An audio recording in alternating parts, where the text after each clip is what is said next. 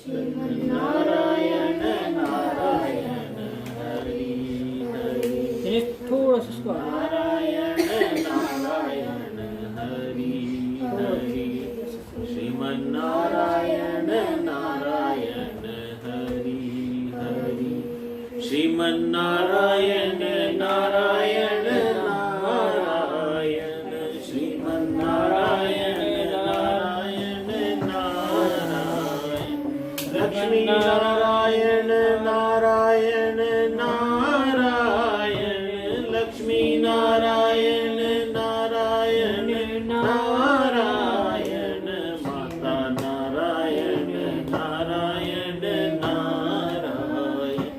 माता नारायण नारायण नारायण। पिता नारायण नारायण नारायण। पिता नारायण नारायण नारायण। गुरु नारायण नारायण नारायण।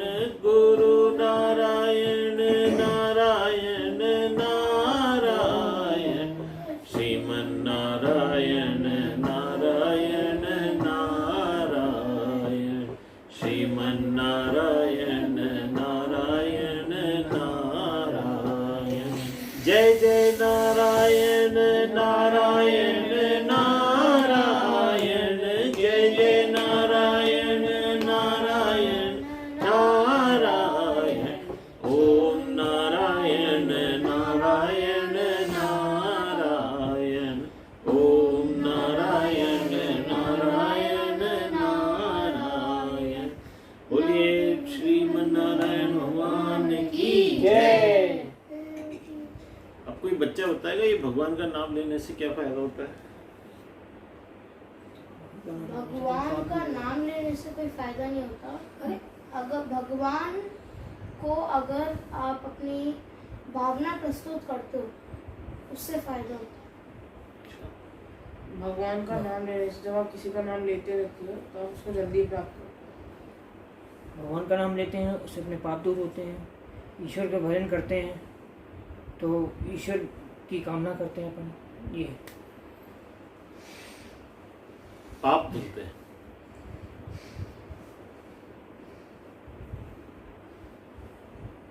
आप कुछ इसमें भगवान का नाम लेने से फायदा क्या होता है? यही आध्यात्मिक तरफ आध्यात्मिक आदमी का जो है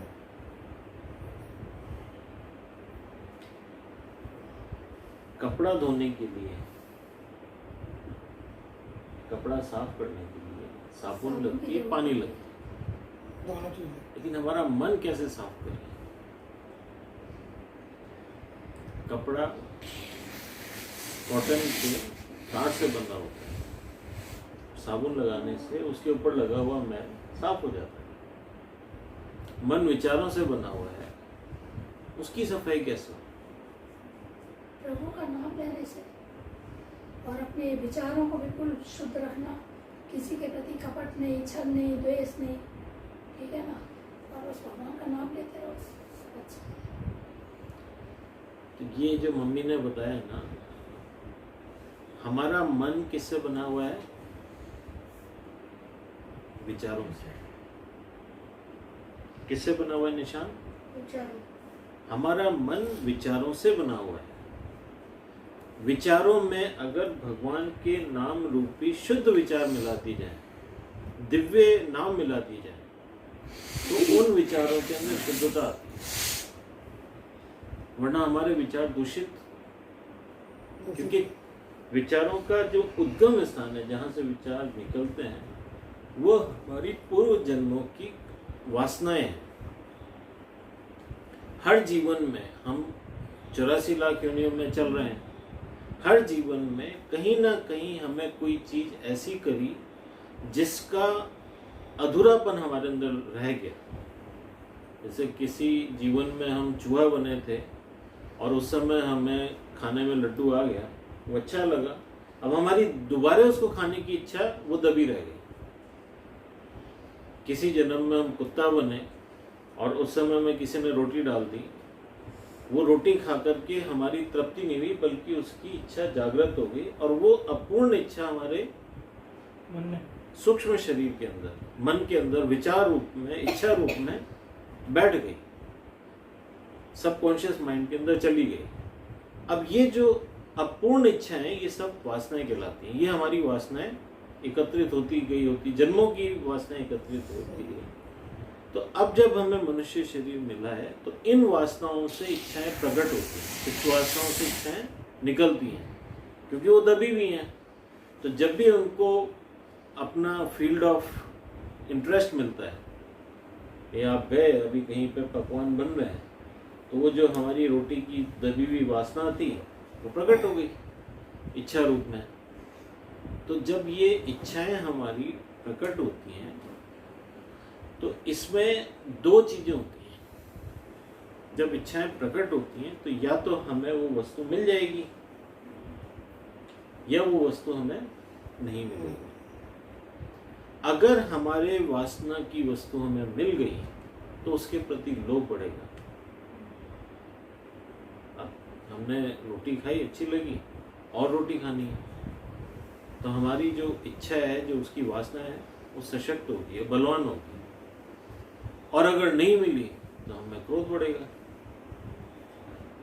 गुस्सा आएगा, क्यों नहीं मिली हमें, इच्छा तो है लेकिन मिल नहीं रही, तो हमें गुस्सा आएगा। हाँ बेटा, लेकिन इसमें एक ये दिक्कत नहीं है कि आप एक फर्क होता है, आप एक जिंदगी की भीख मांग रहे हो और आप एक लाइफ की भीख मांग रहे हो, तो दोनों में फर्क होता है। क्योंकि अगर आप उस समय वो रोटी नहीं खाओगे तो फिर मतलब कुछ रहेगा ही नहीं। किसी को समझ में आया क्या प्रश्न पूछा? इसका कहना है जिसकी जरूरत है वो मांग रहे हैं ना, जरूरत है तो वो तो चाहिए। जरूरत तो चाहिए ना, बेसिक लिविंग। जैसे कि ये वर्ल्ड है, सारे सबको तो एक बेसिक लिविंग तो चाहिए ना। हाँ, बेसिकली चाहे वो झोपड़ी में रहे, चाहे वो बाउंड्री में रहे, बिल्कुल सही है बेटा, लिविंग तो चाहिए। ये रोटी तो चाहिए, बिल्कुल मेरे साथ है। इसीलिए निशान, हमारे जीवन के अंदर हमें हर वस्तु को ईश्वर को अर्पित करके भोगना चाहिए।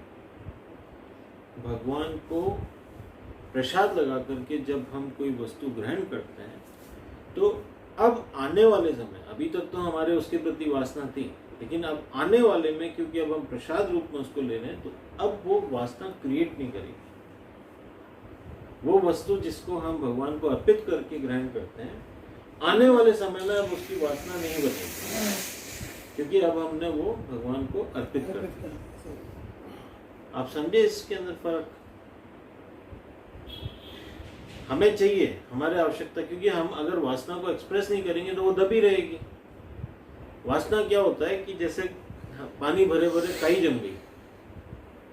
वासना वास्तव में अच्छी चीज नहीं है। जिस भी वस्तु के प्रति हमारा वासना हमारे शरीर मतलब मन के अंदर दबी हुई है, वो वासना एक्चुअल में सड़ती है। जितनी पुरानी होगी उतनी सड़ जाएगी, दूषित हो जाती है। लेकिन वासना को एक्सप्रेस करना, उसको साफ करना भी जरूरी है। और वासना कब होगी? जब उसको बाहर निकाल के फेंकेंगे। तो हमारे शास्त्रों ने इस फिनोमिना का अध्ययन किया। भगवान ने एक भगवत गीता में 2 तृतीय अध्याय में एक श्लोक दिया इसी सब्जेक्ट के ऊपर। ध्यायतो विषयान पुंस संगास्तेषुपजायते, संगात संजायते कामा, कामात् क्रोधा भी जायते, क्रोधात् भवति सम्मोहा, सम्मोहात् स्मृति विभ्रमात्, स्मृति भ्रंशात् बुद्धिनाशो, बुद्धिनाशात् प्रणश्यति।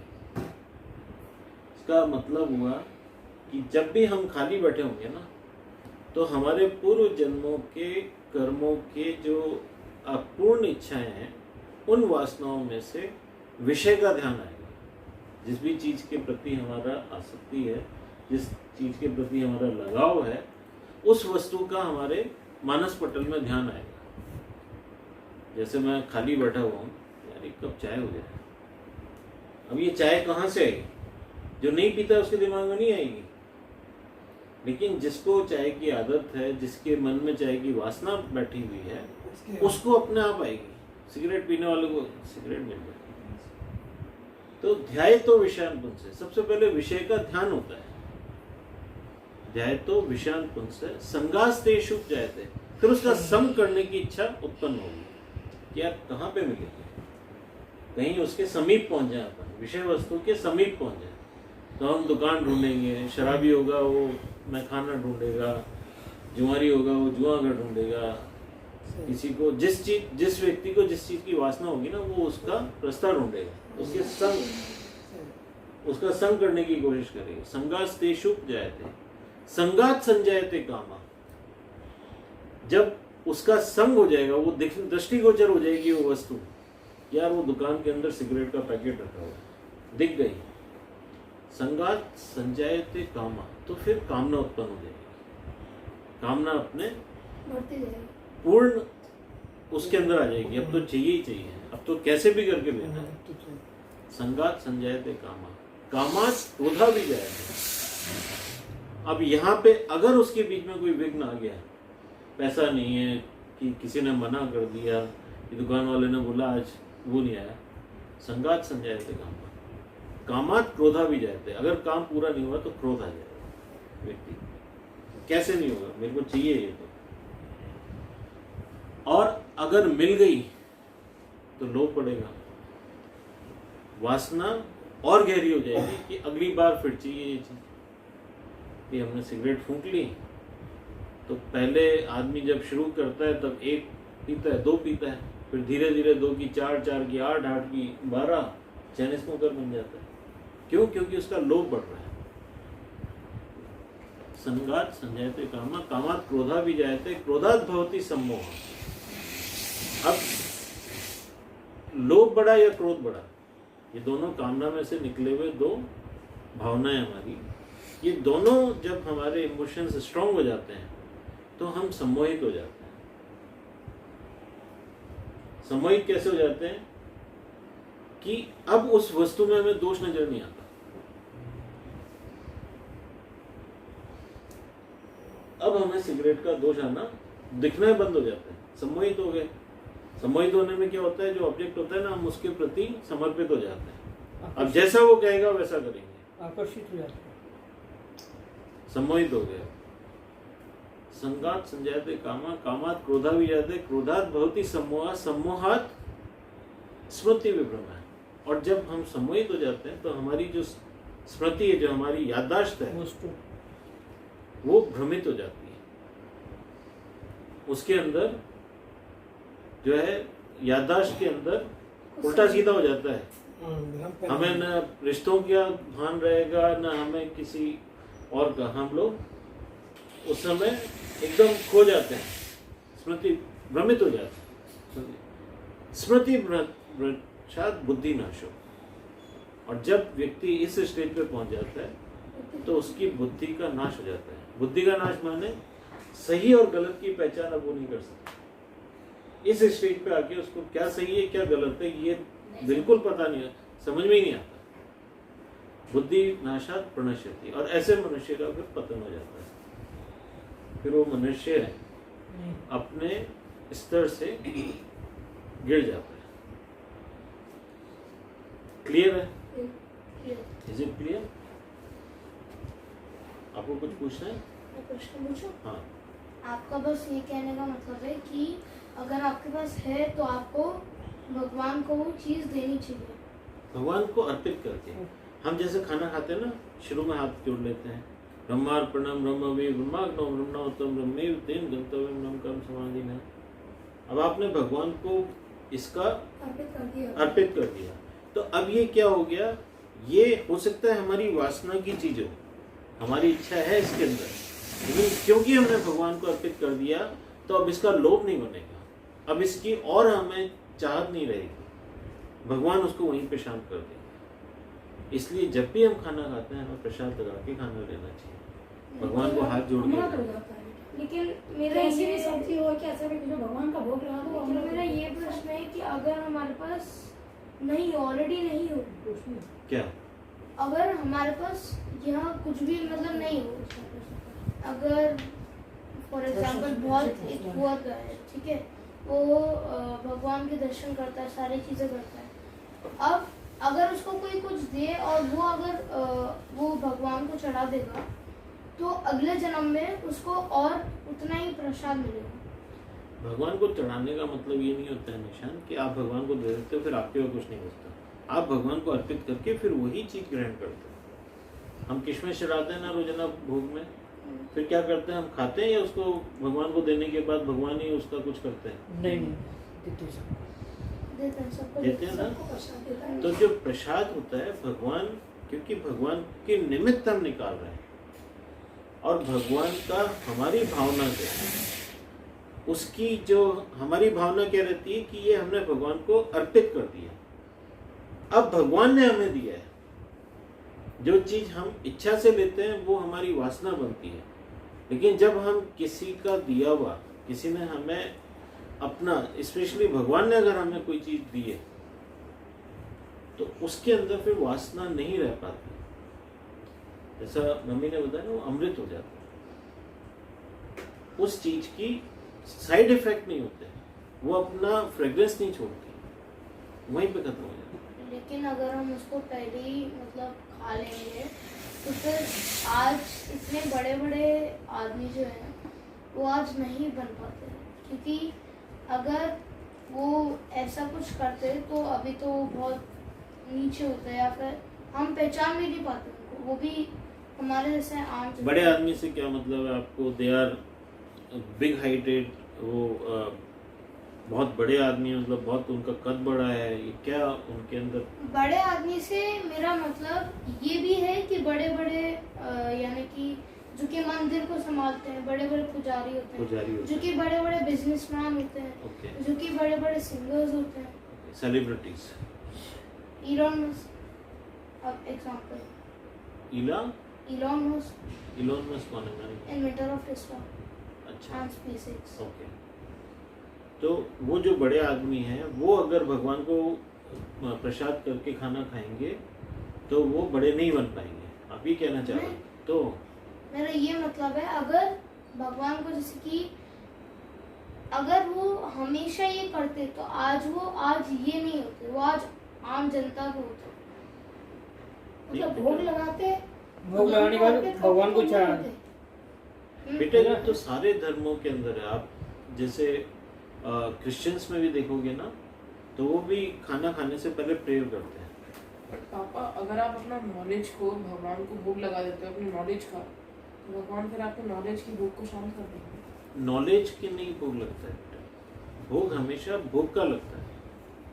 जो वस्तु हम भोग करते हैं उसका भोग लगाना होता है। जो वस्तु हमें प्रिय होती है, पढ़ाई कहाँ प्रिय होती है? अगर पढ़ाई प्रिय बन जाए तो सारी खत्म, ये लड़ाई खत्म हो जाए। आपको जनेश, हमें भगवान ने 5 सेंसेस दी, hearing, taste, touch, sight and then tongue. Taste हो गया, स्मेल हो गई, आईज हो गई, और कान से सुनना हो गया, और टच करना। तो ये जो 5 सेंसेस है ना, इनको जो प्रिय है वो भोग कहलाता है। 5 सेंसेस को सेटिस्फाई करने वाली वस्तुएं भोग कहलाती हैं। इन 5 सेंसेस को सेटिस्फाई करने वाली जो वस्तुएं हैं उनको भगवान को अर्पित करके फिर ग्रहण करना चाहिए। ठीक है? उससे फिर हमें, अच्छा हाँ निशांत, आपका प्रश्न बेटा, ये जितने भी बड़े बड़े लोग आप बता रहे हो ना, अगर उन्हें अपने जीवन के अंदर अपने वासनाओं की पोटली को कम करना है, अपने पाप की पोटली को कम करना है, तो उन्हें प्रार्थना करके चीजें ग्रहण करनी चाहिए। मैंने अभी भी एक एग्जांपल भी दिया, पुजारी। हाँ, पुजारी हैं। अगर पुजारी भगवान को अर्पित करके वो सामान ग्रहण करते हैं तो उनके मन में वासना खत्म हो जाएगी। लेकिन अगर पुजारी ऐसा नहीं करते हैं, क्योंकि आजकल कई जने कॉमर्शियल हो गए, तो हम ढोंगी बाबाओं की बात नहीं कर रहे हैं। यहाँ हम किसकी बात कर रहे हैं? जो आध्यात्मिक हैं, जो धर्म के अंदर निष्ठ हैं। कुर्सी दे दे आपको छोड़ना। आ जाएगा राजा। ठीक है। फोन पे करो। नहीं बैठ। जो धर्म निष्ठ है ना,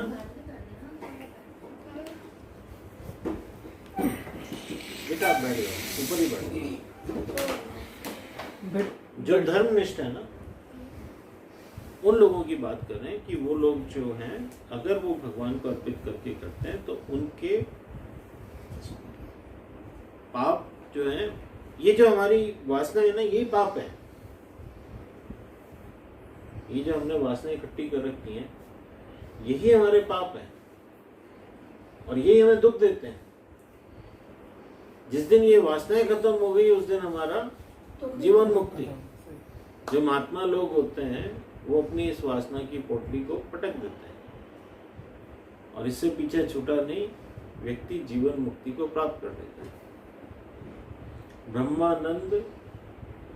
ब्रह्मानंद जी बहुत बड़े संत हुए, उनके बहुत सारे भजन आते हैं। तो वो ब्रह्मानंद जी कहते हैं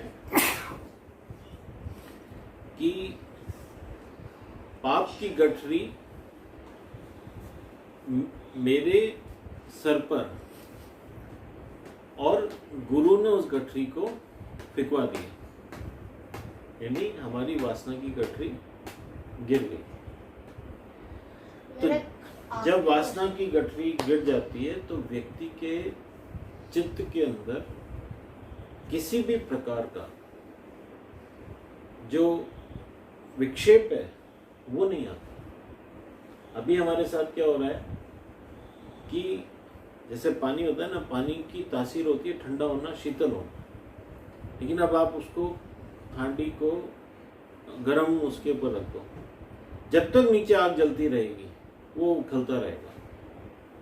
तो हमारे नीचे जब तक ये वासनाओं की आग जल रही है तब तक हम उबल रहे हैं। हमारे अंदर जिसको बोलते हैं ना स्ट्रेस, तब तक जब तक ये वासनाएं हमारे अंदर हमें बॉईल कर रही है। अगर आपको अपने स्वधर्म में पहुंचना है, आपको अगर अपने स्वरूप को का ज्ञान चाहिए, जैसे पानी का स्वरूप है शीतलता, अगर उसे शीतल होना है मतलब ठंडा होना है, तो उसको क्या है, उस अग्नि में से उतारना पड़ेगा। इसी प्रकार से जब तक हम अपनी वासनाओं के ऊपर बैठे हुए हैं, पूर्व जन्मों से जो हमारी इच्छाएं बनी हुई हैं, इच्छाएं बहुत तरह की होती हैं। किसी की पाने की इच्छा है, किसी परिस्थिति विशेष की इच्छा है, किसी स्वजन के हित की इच्छा है, किसी को, जैसे अर्चना दीदी से मैं बीच में मिलता था तो एक बार मेरे को बोली कि भैया मैं सास के लिए इतना करती हूँ लेकिन ये खुश नहीं रहती। तो मैंने उनको उस दिन समझाया था, मैंने कहा आपको क्यों चाहिए कि ये खुश रहे? आप अपनी सेवा अपनी तरफ से कर रही हो, अब ये इच्छा छोड़ दो कि वो खुश हो। अभी किसी को दुखी ही रहना है तो आप क्या कर सकते हो, ये उनका प्रारब्ध है। हमारे अंदर वो इच्छा नहीं होनी चाहिए, हमारे अंदर वो आसक्ति नहीं होनी चाहिए कि ये व्यक्ति खुश ही रहना चाहिए।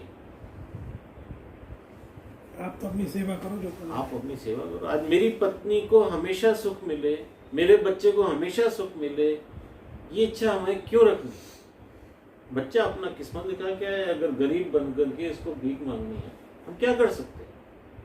उसके कारण हम अपना जो कहना चाहिए ना कि अपने सुख को, स्वरूप के सुख को, पर बेटा कभी कभी मन से विचार हो जाता है कि हम इतनी सेवा कर रहे हैं, तो हालांकि नहीं आना चाहिए, क्योंकि ऐसा मम्मी मैं क्या बता रहा हूँ, जब तक ये रहेगा आप शांत नहीं रह पाओगे, आपका मन शांत नहीं रहता है। अगर हमारा जो प्रारंभिक लक्ष्य है वो मन को शांत करना है। आज बच्चा अगर कुछ नहीं कर पाएगा, लेकिन हमें अपना आध्यात्मिक जो स्तर है वो थोड़ा ना खो देना उसके कारण।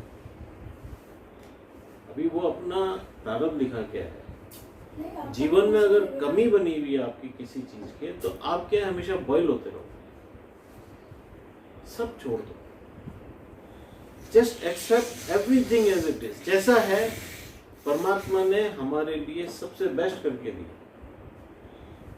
आप एक छोटी सी बात देखो, कोई शक नहीं बेटा, अर्चना ने बहुत सेवा की है, लेकिन आप लेकिन आशीर्वाद मिला है। मैं तो कहती हूँ आशीर्वाद बहुत बड़ी आप एक छोटी सी बात देखो मम्मी, बहुत बहुत हम सब भगवान के बच्चे हैं, ठीक है, भगवान परम पिता परमात्मा है, हम सब उनकी संतान है। अब आप इस चीज को देखो कि जब हमारी संतान आके हमें कंप्लेन करे तब हमें उस पर प्यार आता है, या जब वो आकर के हमने जो उसको दिया है उसको अप्रिशिएट करे तब उस पर प्यार आता है। एक बच्चा आपके पास आता है और बोलता है क्या पापा इतनी सी चॉकलेट लेके आया, ये कोई चॉकलेट है, मैं नहीं लेता। आपने उसको चॉकलेट, एक बच्चा चॉकलेट लेते ही अरे वाह पापा मेरे लिए चॉकलेट आया, आप कितने अच्छे हो, आगे प्यार करो। तो हम जब परम पिता परमात्मा के पास जाते हैं और जो परिस्थिति हमें मिली है, अगर हम उसकी कंप्लेन कर रहे हैं, क्या भगवान ऐसी जिंदगी दी है, जीने से फायदा क्या है, भगवान को हमारे पास प्रेम आएगा या गुस्सा आएगा? नहीं, बिल्कुल कहना सही है बेटा, लेकिन थोड़ा इतनी ज्ञान पे आदमी पहुंच जाए तो इस तरह की बातें करेंगे। तो लेकिन बच्चों होना को- चाहिए ना थोड़ा ज्ञान। लेकिन फिर बच्चों को आपका ये क्यों नहीं कहना सही है बेटा। ये क्यों नहीं सिखाते शुरू में कि भगवान हमें सब कुछ छोड़ देना चाहिए, बस कि हमें सारी इच्छा छोड़ देनी चाहिए कि हमें ये प्राप्ति होनी चाहिए, वो हमें बस ये ध्यान देना चाहिए। तो मैं तो ये सोचता हूँ कि ये जो सारी वर्ल्ड है एक्चुअली एक रीजन तो होगा कि ये स्टडी कर रही है और स्कूल जा रहे हैं बच्चे। निशांत, हर व्यक्ति जब पैदा होता है ना, तो उस समय उसके साथ उसके पूर्व जन्मों के कर्मों से संचित किए हुए जो प्रारब्ध हैं, जिसको मैं अभी वासना बोल रहा हूँ, वो लेकर के पैदा होता है। इसीलिए एक बच्चा किसी अलग परिस्थिति में पैदा होता है, एक बच्चा किसी अलग परिस्थिति में पैदा होता है। जिसकी जैसी इच्छाएं होती हैं उसको वैसी ही परिस्थिति मिलती है। यही नहीं, हमारे पूर्व जन्मों के कर्मों में अगर किसी को उड़ने की इच्छा है तो उसको पक्षी का शरीर मिलेगा, उसको इंसान का शरीर। बेटा देखो, आप यहाँ आके बैठो निशान, या सामने आके बैठो। अभी हम बात कर रहे हैं वो एक आध्यात्मिक विज्ञान की बात कर रहे हैं, ठीक है। अभी पहले हम इस बात को समझें कि जो साइंस है ना, साइंस क्या है, स्मॉल स्मॉल टॉपिक्स के ऊपर कंसंट्रेट करती है। जैसे फिजिक्स वाले फिजिक्स के ऊपर कंसंट्रेट करेंगे, केमिस्ट्री वाले केमिस्ट्री पे कंसंट्रेट करेंगे, मैथमेटिक्स वाले मैथमेटिक्स पे कंसंट्रेट करेंगे, जियोलॉजी वाले अपने सब्जेक्ट पे करेंगे, बायोलॉजी वाले अपने सब्जेक्ट पे करेंगे। लेकिन एक विज्ञान ऐसा है जो सारे विज्ञानों के ऊपर एक साथ अपना निर्णय देता है, and that is spiritual science. आध्यात्मिक साइंस वो है, वो एक सब्जेक्ट की, एक पिन पॉइंट की बात नहीं करती, वो पूरी सृष्टि ब्रह्मांड के ऊपर अपना कौन अंकल जी? बात करती है। हाँ, मैं आज आऊँगा नहीं है ना, हम लोग, हाँ आज हम लोग वापस नहीं आएंगे, बाहर ही है ना। क्या ये कह रहे हो कि थॉटलेस रहना चाहिए? क्या ये कह रहे हो कि थॉटलेस रहना चाहिए? मैं ये कह रहा हूँ जनीश कि थॉटलेस स्टेट ऑफ माइंड को खोजना चाहिए, इसलिए तो हम स्कूल जाते हैं। बट पापा को खोजना चाहिए। अभी आप इसके अंदर डिफरेंस समझना, you can not remain thoughtless, but you can reach to a point when you can become thoughtless for some time. But पापा उस टाइम तक के लिए हम लोग को मोटिवेशन चाहिए होता है, और अगर हम लोग उस टाइम के लिए थॉटलेस रहने का ट्राई करते हैं, हमारे पास मोटिवेशन नहीं है। ओके, मोटिवेशन के लिए इतनी मोटी किताब आपके सामने है। This is inspiring. Motivation is something that makes you inspired, not, it is not a thing that doesn't makes you bored or something. Okay, मेरे को मोटिवेशन किस चीज से जहाँ आएगा? तक मैं आपकी बात समझा हूँ दिनेश, जैसा अपन ने वहाँ ग्वालियर में बात करी थी, हमारी पर्सनालिटी के दो पार्ट हैं। एक है वर्ल्ड आउटसाइड, बाहर की दुनिया, एक है वर्ल्ड इनसाइड, हमारे भीतर की दुनिया, ठीक है। हमारे जो बाहर की दुनिया है, जो हमारा वर्ल्ड आउटसाइड है, उसमें आप कितनी भी तरक्की कर लो, अगर आपका वर्ल्ड इनसाइड पीसफुल नहीं है तो ये बाहर की दुनिया में आप प्रेसिडेंट ऑफ अमेरिका बन जाओ, इस सृष्टि के इंद्र लोक में इंद्र देवता बन जाओ। अगर आपके अंदर की दुनिया शांत नहीं है तो बाहर की दुनिया में जो आप प्रगति प्राप्त करते हो, जो सक्सेस प्राप्त करते हो, उसका कोई यूज नहीं है, उसका कोई मोल नहीं है। बिकॉज जब आप अंदर से परेशान हो तो ये बाहर की सृष्टि में जो आपने सफलताएं प्राप्त करी हैं, वो सफलताएं आपको विचलित कर देंगी। कैसे कर देंगी? आपने बहुत सुना होगा, आईएएस ऑफिसर ने खुद को गोली मार ली क्योंकि इमोशनली इम्बैलेंस था, वो अंदर की दुनिया को नहीं संभाल पाया। पुलिस ऑफिसर ने खुद को गोली मार ली। बड़े-बड़े film star society, Sushant Singh Rajput का भी तो यही। आप ये सोचो, इतने सफलताएं प्राप्त करने के बाद, इतनी सफलताएं प्राप्त करने के बाद लोगों का तलाक हो जाता है, लोगों के पारिवारिक संबंध, लोगों के सामाजिक संबंध सब टूट जाते हैं। क्यों? क्योंकि वो अपने अंदर की दुनिया को नहीं संभाल पाते।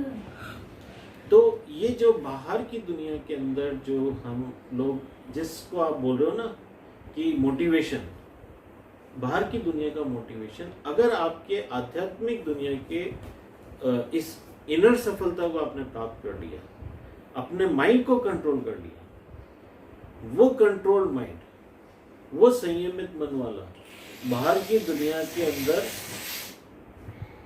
थोड़ी प्रोग्रेस के अंदर भी वो अल्टीमेट गोल को प्राप्त कर लेगा। क्योंकि अल्टीमेट गोल बाहर है ही नहीं, जहां हम ढूंढ रहे हैं, कि हमें पैसा मिल जाए, हमें पदवी मिल जाए, हमें कोई जनशक्ति मिल जाए। ये जो बाहर की दुनिया में हम, मेरे को कोई बहुत बड़ा पद मिल जाए तो मेरे जीवन के अंदर कुछ बने, मेरे को 5-7 मिलियन डॉलर कमा के मैं बैठ जाऊं तब मेरे जीवन में कुछ बने। ये जो बाहर की सफलताओं के लिए हम प्रयास कर रहे हैं, उन सब प्रयासों का मोल कब तक है? जब तक आपकी 2 सांसें चल रही हैं। अगर ये सांसें टूट गई तो आपने जो बाहर जितना भी कमाया है वो यहाँ का यहीं धरा रह जाएगा।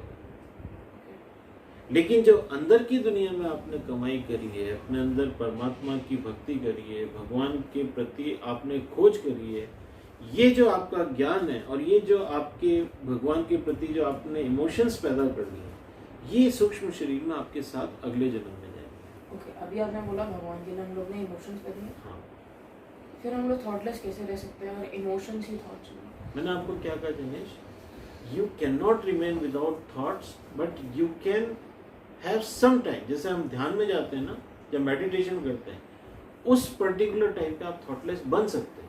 अब while we meditate, we concentrate on thoughts. We don't remove thoughts. We remove thoughts. In concentration, we concentrate to minimize the thought, and there is a point in meditation when you have no thoughts, and that is called nirvana. ये महात्मा बुद्ध की जो आप ये देख रहे हो ना, this stage is called nirvana. Bhagavad Gita में इसको स्थित प्रज्ञता बोला है। You become equal in every situation. You don't react then. हमारी प्रॉब्लम, हम रिएक्ट करते हैं ना, ये हमारी प्रॉब्लम है। रिएक्शन हमारी प्रॉब्लम है। जैसे किसी परिस्थिति के आने पर हमें दुख होता है, ये दुख होना हमारी प्रॉब्लम है। परिस्थिति आई, अभी अगर आप स्थित प्रज्ञ हो तो आपका रिएक्शन ही नहीं होगा। लेकिन अगर परिस्थिति आई और आप उसमें सुखी हो रहे हो या दुखी हो रहे हो, का मतलब अभी तक आपने अंदर की जो जीत है वो नहीं करी, आपको अपने अंदर का ठहराव नहीं मिला, आपको अंदर के परमात्मा से अभी तक रूबरू नहीं हुए। तो यहाँ पर सिर्फ एक पैराग्राफ पढ़ेंगे। जिसके प्रकाश से वाणी बोलती है, कान सुनते हैं, वे परमात्मा हमारे भीतर है। ये प्रकाशमय है, ठाकुर जी के शरीर में खून नहीं है, उनका शरीर सिर्फ आनंद से भरा है, सच्चिदानंद रूपा है। आपको कोई स्त्री दिखाई दे, कोई पुरुष दिखाई दे, तो आपके बाह्य स्वरूप को न देखिए। बाहर का स्वरूप बहुत अच्छा नहीं है, भीतर का स्वरूप सुंदर है। तुलसीदास महाराज जी को सभी में सीताराम ही दिखाई देते थे। सिय राम मैं सब जग जानी, करऊं प्रणाम जोरी जुग पानी। वो क्या करते थे? सबके अंदर परमात्मा देखते थे। सबके अंदर परमात्मा देखने का तात्पर्य यह है कि हम आवरण को नहीं देखते हैं, हम उसके भीतर, आवरण के भीतर छुपे हुए मटेरियल को देखते हैं। आज महिलाओं के लिए क्या है? ये तो सोने की चेन है, ये सोने की बाली है, ये सोने का कंगन है, ये सोने का हार है। हम गोल्ड स्मिथ के पास आएंगे तो हम क्या कहेंगे? सबको इकट्ठा करके तोल देंगे, ये सारा सोना है।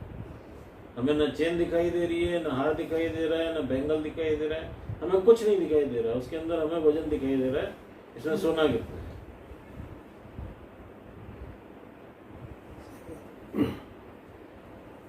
और फिर हम भट्टी में डाल करके सब गला देंगे और उसका एक बिस्किट बना देंगे। तो ये जो नाम और रूप की दुनिया है, बैंगल नाम हो गया और वो शेप उसका रूप हो गया। ये नाम और रूप की दुनिया किसको दिख रही है? अज्ञानी को। जो ज्ञानी होता है उसको तत्व दिख रहा है। ये दिवाकर है, ये निशांत है, ये ओम जी है, ये निवेदिता है, ये सीता जी है। ये सब किसको दिखाई दे रहा है? जो ज्ञानी है। ये भगवान श्री कृष्ण है, ये भगवान श्री कृष्ण है, ये भगवान श्री कृष्ण है, ये भगवान श्री कृष्ण है, ये भगवान श्री कृष्ण है। किसको दिखाई दे रहा है? ज्ञानी। तत्व ज्ञानी भेद नहीं करता। वो क्या बोलता है? सिया राम मैं सब जग जानी, करऊं प्रणाम जोरी जुग पानी। पूरी सृष्टि को भगवान समझ करके वो बार बार नमन करता। ठीक है, बोलिए सियावर रामचंद्र भगवान की जय।